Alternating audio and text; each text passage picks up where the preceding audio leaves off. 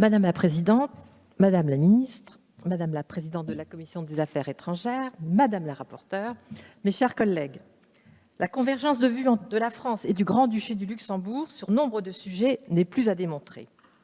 Outre la défense des territoires, de la culture, de la protection de l'environnement ou encore des orientations de l'Union européenne, voici un projet de loi qui atteste de notre vision commune sur le transport transfrontalier.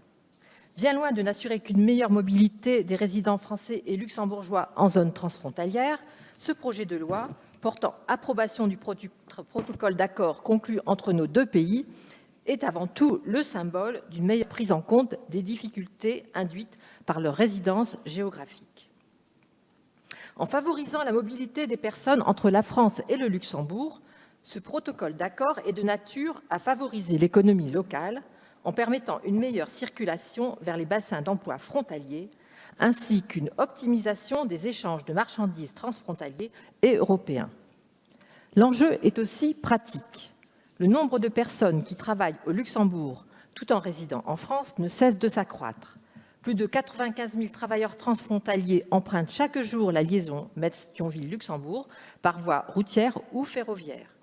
Les estimations dont nous disposons porteraient ce nombre à 135 000 en 2030, entraînant une importante congestion des axes routiers frontaliers. Notre responsabilité collective nous engage vers une réorganisation de ces flux par le développement de la multimodalité, par ailleurs écologique.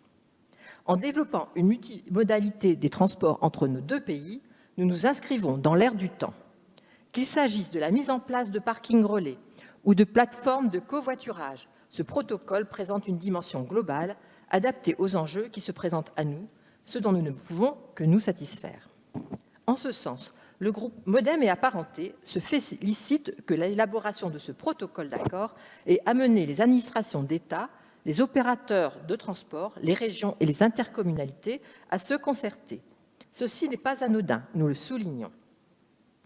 L'écologie n'est pas étrangère au transport. Chacun de nos deux pays le pense, comme en atteste leur appartenance à l'Alliance de décarbonisation des transports, visant à lutter contre les émissions de carbone des véhicules et à promouvoir les mobilités durables.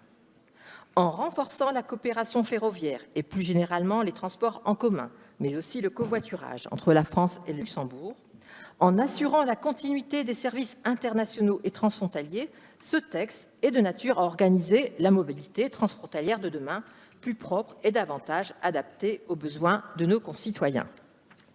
Ce protocole comporte donc également un objectif social. Cet accord favorisera le déplacement des résidents français dans le bassin d'emploi luxembourgeois, indépendamment de la possession d'un véhicule particulier. Les personnes les plus vulnérables verront donc leur mobilité s'accroître, ce dont le groupe Modem et Apparentés ne peut que se réjouir. Si la France fournit le principal contingent de travailleurs frontaliers au Luxembourg, cet effectif ayant triplé entre 1995 et 2018, passant de 29 000 à 102 000 salariés, le réseau routier et autoroutier n'a pas suivi cette évolution, tandis que la desserte ferroviaire n'a été que modérément améliorée et augmentée. Ce constat doit nous pousser à agir. Pour autant, cet effort doit être partagé entre nos deux pays. Si cet accord-cadre doit être précisé par des textes d'application, nous pouvons d'ores et déjà nous féliciter d'un principe de financement paritaire franco-luxembourgeois, comprenant une contribution luxembourgeoise de 120 millions d'euros. C'est la première fois qu'un cofinancement de cette ampleur prend place dans le cadre d'un accord franco-luxembourgeois. Nous espérons que cette initiative sera annonciatrice de nombreuses autres. À l'instar des réserves émises par Madame la rapporteure lors de l'examen de ce texte en commission des affaires étrangères, le groupe Modem et Apparentés est particulièrement attentif au traitement des éventuelles subventions européennes ainsi qu'à la gouvernance de cet accord, enjeu essentiel qui sera décliné dans des conventions d'application et des projets concrets. La ratification de ce protocole d'accord constitue par ailleurs une étape importante vers d'autres projets communs franco-luxembourgeois qui s'avéreront nécessaires.